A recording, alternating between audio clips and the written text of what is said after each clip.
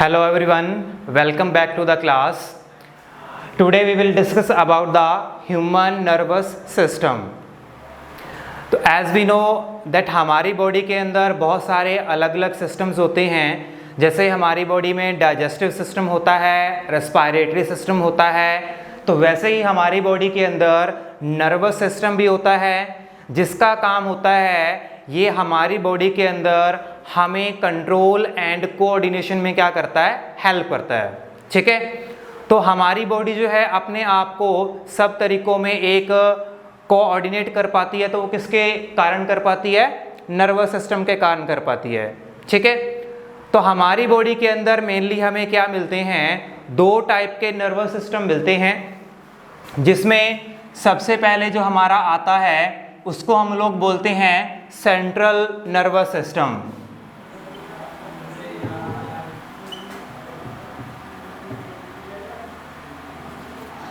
Second हमारी body के अंदर आता है that is peripheral nervous system.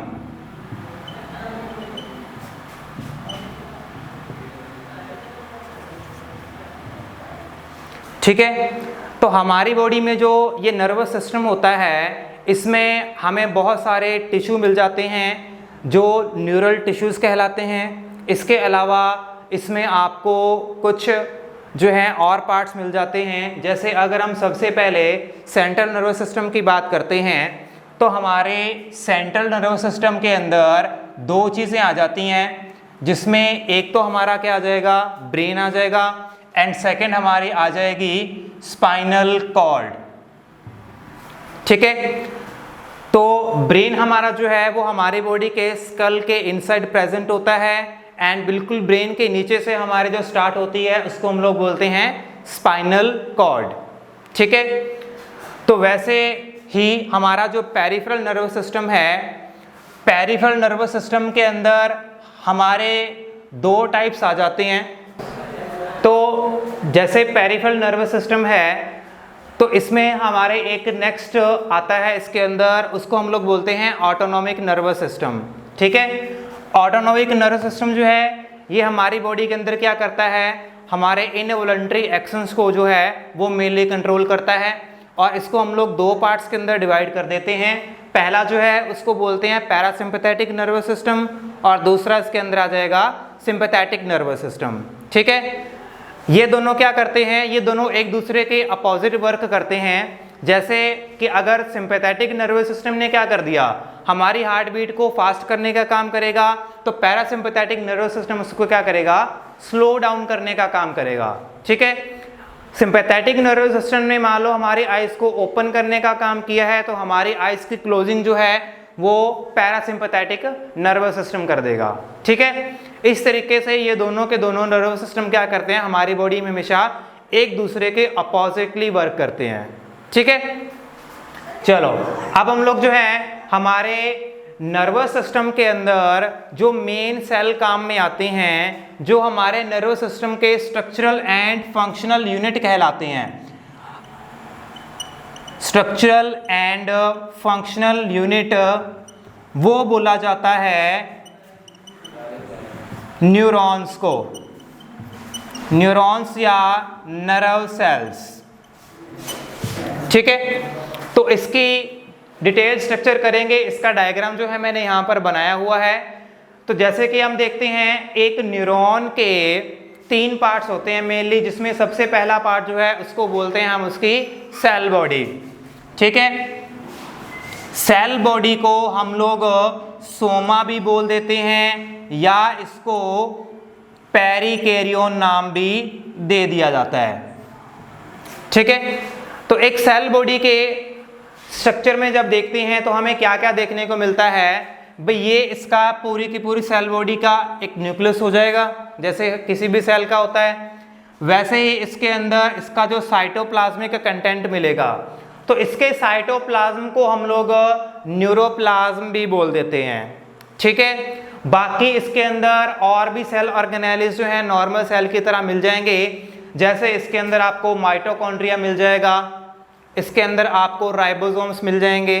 ठीक है, और इसमें आपको एक मिलते हैं निसेल्स ग्रैन्यूल्स। ये निसेल्स ग्रैन्यूल्स एक्चुअल में क्या है? ये निसेल्स ग्रैन्यूल्स जो होते हैं ये रफ एंडोप्लाज्मिक रेटिकुलम के क्लस्टर्स को बोला जाता है। ठीक है, इस सेल बॉडी के अंदर रफ एंडोप्लाज्मिक रेटिकुलम क्या करती है? क्लस्टर्स बना लेती है, इकट्ठी हो जाती है, तो उनको हम लोग क्या बोल देते हैं? निसेल्स ग्रैन्यूल्स बोल देते हैं। और इनका नेम जो है वो आपको समझ में आ गया होगा कि एक साइंटिस्ट के नाम से रखा गया है। ठीक है, जिसने इसकी डिस्कवरी की थी तो उसके नाम से इसको हम लोग निसेल्स ग्रैन्यूल्स बोल देते हैं। ठीक है, बाकी इसके सेल बॉडी के ऊपर आप देख रहे हो यहाँ पर नर्व्स के जैसे कुछ स्ट्रक्चर निकल रही है, इनको हम लोग बोलते हैं डेंड्राइट्स। क्या बोलते हैं? डेंड्राइट्स बोलते हैं। ये डेंड्राइट्स का काम क्या है? डेंड्राइट्स एक न्यूरॉन के अंदर इंफॉर्मेशन को रिसीव करने का काम करती है। ठीक है, तो हमें हमारी बॉडी में कहीं से भी अगर कोई इंफॉर्मेशन आती है तो उस इंफॉर्मेशन को रिसीव करने का काम किसका होगा? डेंड्राइट्स का होगा।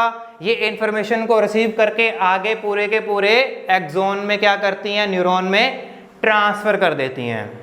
ठीक है, एंड इन्हीं डेंड्राइट्स में आपको क्या मिलते हैं? कुछ न्यूरोफाइब्रिल्स मिल जाते हैं जो उसी इंफॉर्मेशन को क्या करते हैं? एक्चुअल में रिसीव करने का काम करते हैं। ठीक है, उसके बाद आगे जो पार्ट आता है उसको हम लोग सिंपली एक्सोन या फिर एक्सोन शाफ्ट बोल देते हैं। ठीक है, और ये एक्सोन या एक्सोन शाफ्ट जहां से सेल बॉडी से स्टार्ट होता है वहां पर क्या है कि एक रीजन बन जाता है जिसको हम लोग बोलते हैं एक एरिया एक्सोन हिलोक।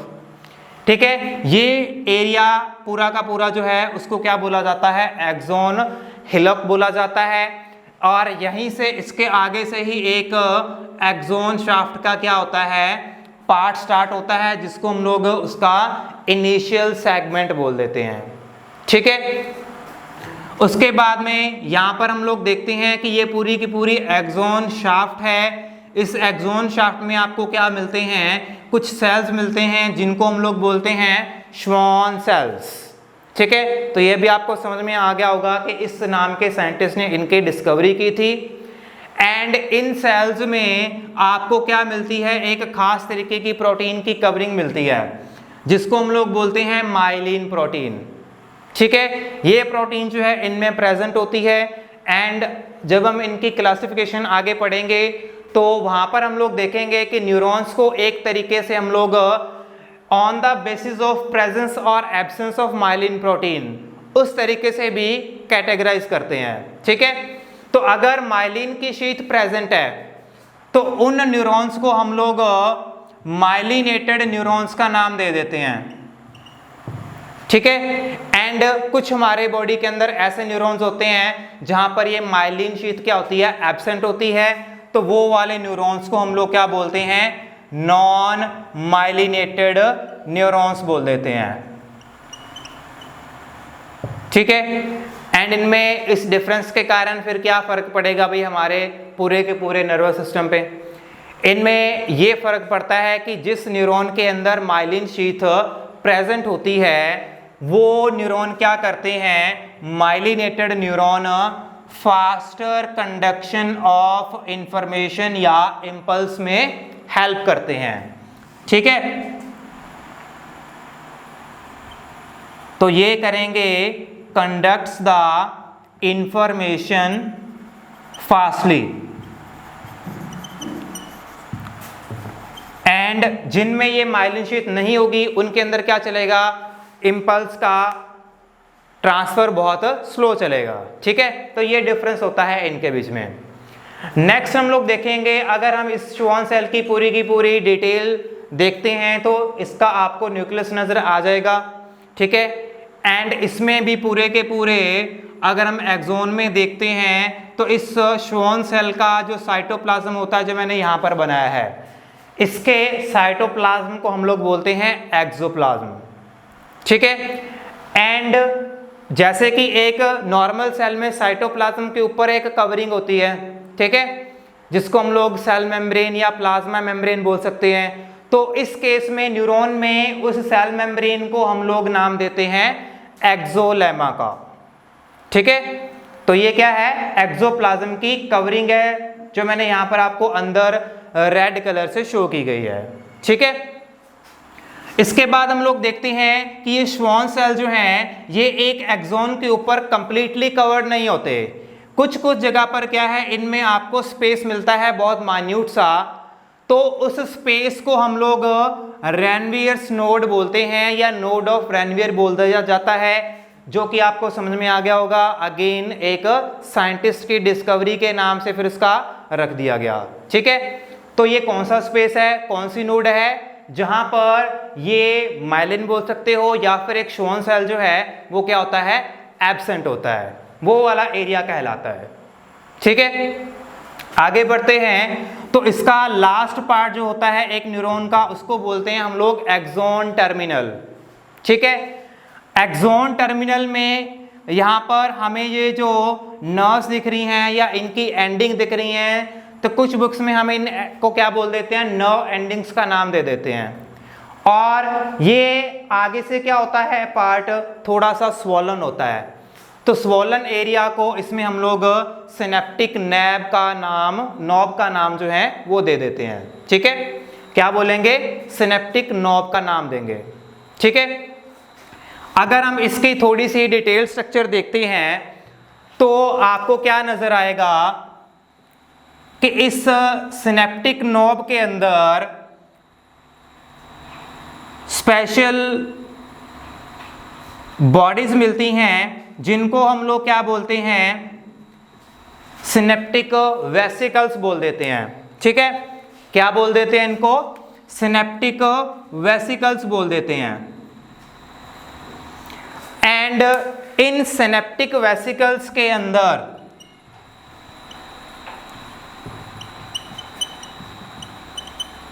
प्रेजेंट होते हैं वो वाले केमिकल्स जो क्या करते हैं, एक इंफॉर्मेशन को इस पूरे न्यूरॉन में जो भी आती है लास्ट एंडिंग पार्ट तक, उसके बाद में इसको नेक्स्ट न्यूरॉन में ट्रांसफर करने में हेल्प करते हैं।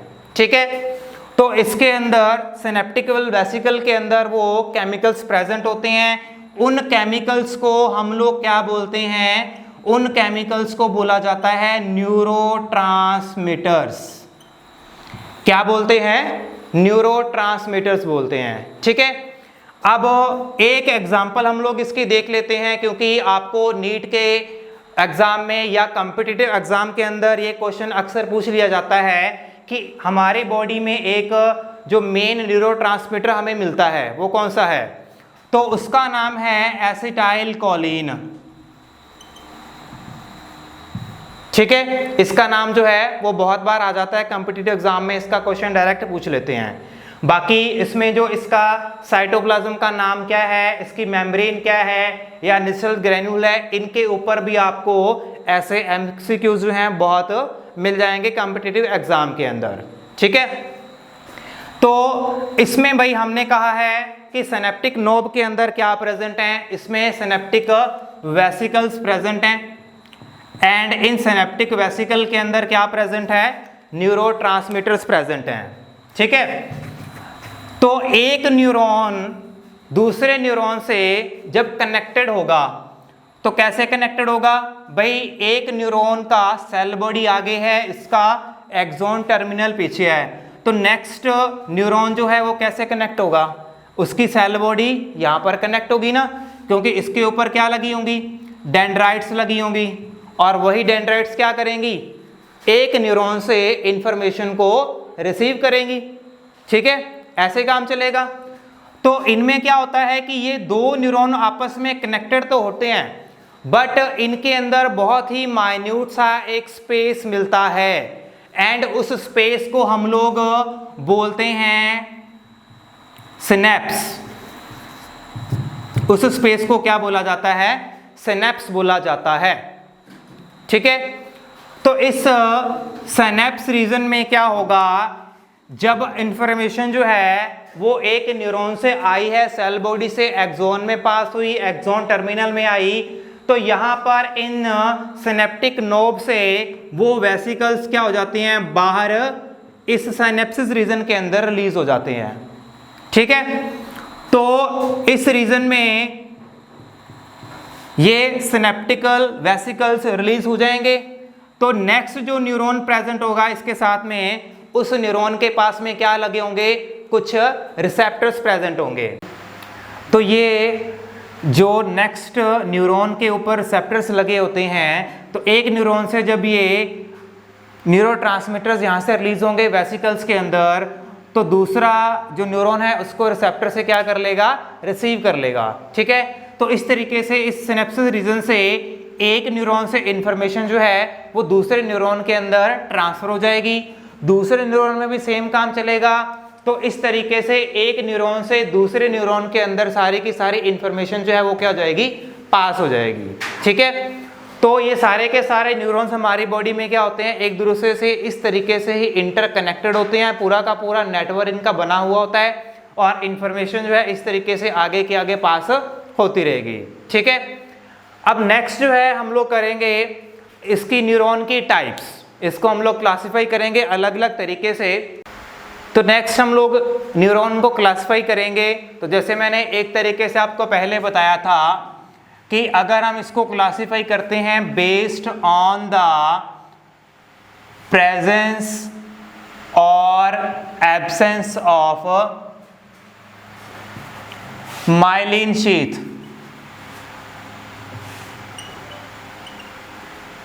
तो उसके अकॉर्डिंगली न्यूरॉन्स हमारे पास में दो टाइप के हो सकते हैं। जैसे पहला न्यूरॉन मैंने कहा था, अगर माइलिन शीथ जो है वो प्रेजेंट है तो वो वाले न्यूरॉन जो हैं उनको हम लोग क्या बोलते हैं, माइलिनेटेड न्यूरॉन्स बोलते हैं। ठीक है, और जिनके अंदर माइलिन शीथ जो है वो एब्सेंट होगी, they will be called as non myelinated neurons. और इनमें जो डिफरेंस है आपको समझ में आ जाएगा, that myelinated neurons are faster in the conduction. ठीक है, इनके अंदर जो इंफॉर्मेशन है वो थोड़ी सी फास्ट चलेगी, इनके मुकाबले बहुत ज़्यादा फास्ट होगी। नेक्स्ट अगर हम इनकी क्लासिफिकेशन करते हैं, वो करते हैं इनकी स्ट्रक्चर के अकॉर्डिंग। तो स्ट्रक्चर के अकॉर्डिंग इनकी क्लासिफिकेशन होगी। सबसे पहले हमारे पास में आ जाएंगे मल्टीपोलर न्यूरॉन्स। ठीक है, मल्टीपोलर न्यूरॉन्स क्या होते हैं, इनमें आपको वन एक्सोन सेल बॉडी के साथ में क्या मिल जाएंगी, बहुत सारी डेंड्राइट्स मिल जाएंगी। ठीक है, मींस वन एक्सोन है एंड मल्टीपल डेंड्राइट्स मिल जाएंगी, वो वाले न्यूरॉन्स कहलाएंगे मल्टीपल न्यूरॉन्स। ठीक है, ये वाले न्यूरॉन्स जो हैं आपको ज़्यादातर कहाँ मिलते हैं, ये हमारे ब्रेन एंड स्पाइनल कॉर्ड के जो रीजन्स होते हैं, तो उन रीजन के अंदर आपको ये ज़्यादा मिलते हैं। ठीक है, सेकेंड टाइप इसकी आ जाएगी, उनको हम लोग बोलते हैं बाइपोलर न्यूरॉन्स। ठीक है, बाइपोलर न्यूरॉन में क्या होगा, इनमें एक्सोन के साथ में क्या होगा, सिर्फ एक सिंगल डेंड्राइट होगा।